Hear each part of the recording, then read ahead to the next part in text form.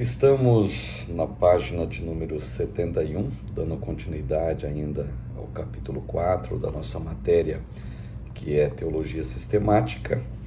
Estamos tratando de angelologia, doutrina dos anjos, etimologia da palavra. A palavra anjo é derivada da expressão grega angelos, ou angelos, ou ángelos, ou ângelos, e da expressão hebraica malak,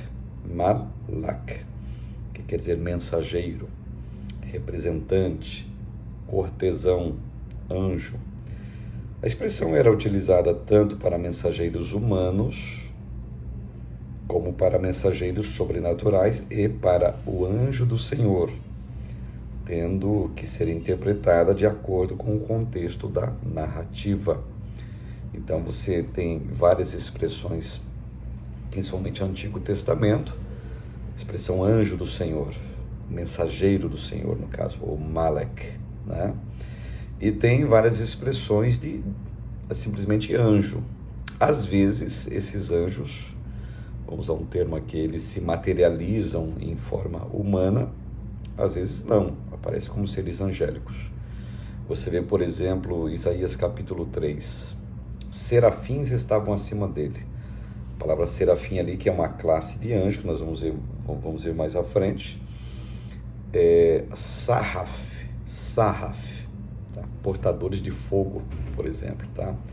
É uma conotação de plena santidade também, a questão do fogo ali, né?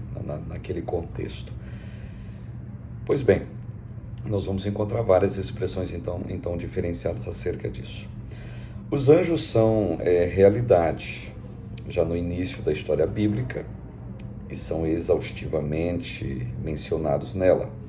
A saber, tem 108 referências no Antigo Testamento sobre anjos e 165 vezes ou referências que seja sobre anjos no Novo Testamento.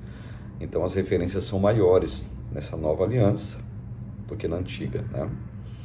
Eles eram comumente conhecidos como mensageiros, mas tanto no Antigo quanto no Novo Testamento eles desempenham outras atividades, além da função de mensageiros. Agora, eu já vi muita gente, eu acho que você também, de alguém falar uma coisa ou outra dizendo, olha, desceu um anjo aqui, tá vindo, veio com uma bandeja na mão, trouxe um coração novo, trouxe um fígado novo, um rim novo. Com todas as vênias possíveis e imagináveis, você nunca verá um anjo com bandeja na mão. Biblicamente falando, nunca tem anjo com bandeja na mão. Existem citações de anjos sem nada nas suas mãos, anjo com espada na mão, anjos até com odre na mão, anjo com antenaz na mão, tá? Agora anjo com bandeja, a bandeja da vitória chegou, a bandeja disso, a bandeja daquilo, um anjo trazendo, essa expressão na Bíblia você nunca vai encontrar, evidentemente, tá? Anjos no Antigo Testamento. O termo Malak, como atestado, né, anteriormente aqui, ele poderia ser utilizado tanto para mensageiro humano como para mensageiro divino. Em uma passagem de Gênesis, encontramos o mesmo termo sendo utilizado tanto para mensageiros divinos como para humanos. Você encontra isso em Gênesis, capítulo 32, do verso 1 até o 13. Eu vou ler até aqui para vocês. Também Jacó seguiu o seu caminho, e anjos de Deus, Malak Elohims, lhe saíram a encontrá-lo. Verso 2. Quando os viu, ele disse o seguinte: este é o acampamento de Deus. E chamou aquele lugar Manaim, ou Manaim. Então Jacó enviou Malaks, ou seja, mensageiros humanos agora, adiante de si até Esaú, seu irmão, a terra de Seir, território de Edom. Então você vê no verso 1, anjo de Deus, mensageiros divinos, e ele manda esses mensageiros até o seu irmão Saul. Aqui são mensageiros humanos, são seus empregados, digamos, mas é o mesmo termo, malek, ou seja, um portador de uma mensagem. Então, portanto, chegamos à definição que anjo é portador de uma mensagem. Quanto aos mensageiros humanos, eles levam boas notícias. 1 Samuel 6:21. Levam ameaças também. 1 Rei 19:2. Ou pedidos. Números 20, verso 14. O termo, no entanto, também era aplicado ao cortesão, tá? Ou ao servo enviado com outros objetivos. Eles podiam espiar ou matar. Quanto ao mensageiro divino, estavam praticamente encarregados das mesmas funções dos mensageiros humanos, tendo como aspecto central a transmissão de mensagens. Você vê isso em Zacarias, até o verso citado aqui, Zacarias capítulo 1, verso 8 e versículo 9, certo? Anjos do Novo Testamento, página 73 aqui do nosso livro, você que tem a lição. O termo ângelos, ou angelos, é, em sua maioria, utilizado no Novo Testamento para designar os mensageiros de Deus, que habitam os céus e assistem em sua presença. Observe aqui esse fato aqui interessante. 51 vezes nos evangelhos sinóticos, 21 vezes em Atos e 67 vezes em Apocalipse. Emprega-se com respeito a homens apenas 6 vezes em todo o Testamento. Tá? Então tem mais alusões a seres espirituais, anjos, do que a homens como mensageiro também. Apenas 6 vezes no caso. E nos evangelhos sinóticos encontramos muitos momentos em que os anjos estão presentes no ministério do Senhor Jesus. Aqui tem uma citação do Brunelli, eu vou ler ela para vocês. A vida de Jesus na terra foi contemplada pelos anjos. Eles anunciaram o nascimento de Jesus. Quando Jesus nasceu, eles cantaram. Depois que José, Maria e Jesus cumpriram um tempo de fuga ao Egito, um anjo apareceu a José num sonho avisando que era a hora de voltar para a sua terra. Vocês se lembram disso? Na tentação de Jesus, eles o serviram, os anjos. No seu momento de maior agonia, eles estavam de prontidão para socorrer o Filho de Deus. Está lá em Mateus 26:53. Na sua aflição no jardim do Getsêmani, apareceu um anjo do céu que o confortava. Lucas 22:43. Na ressurreição, um deles, ou seja, um dos anjos, removeu a pedra que estava à boca da sepultura.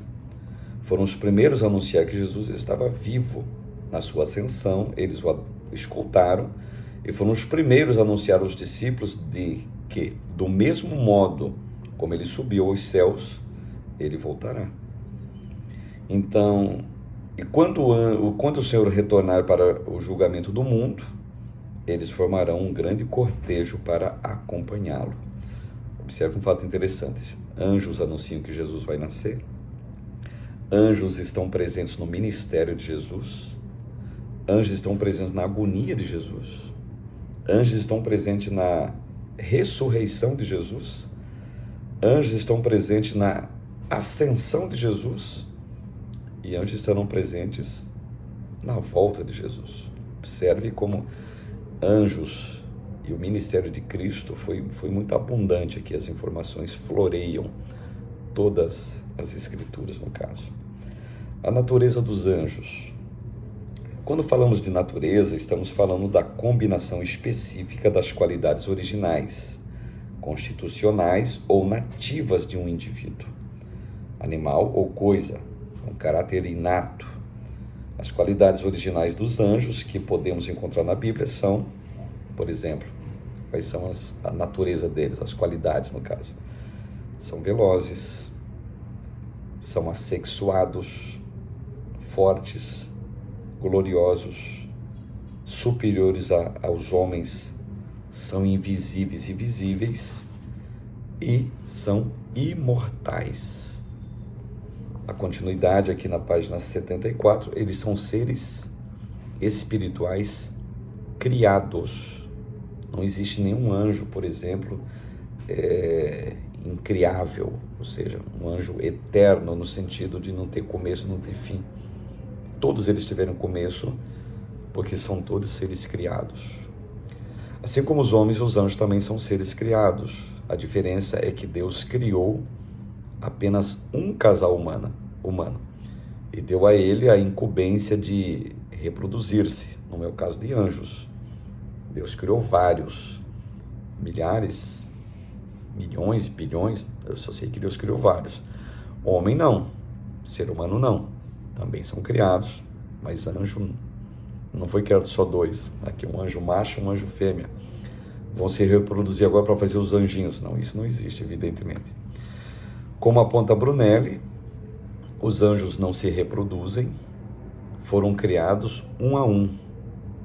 Eles fazem parte do processo de criação de Deus, como o Gruden apontam.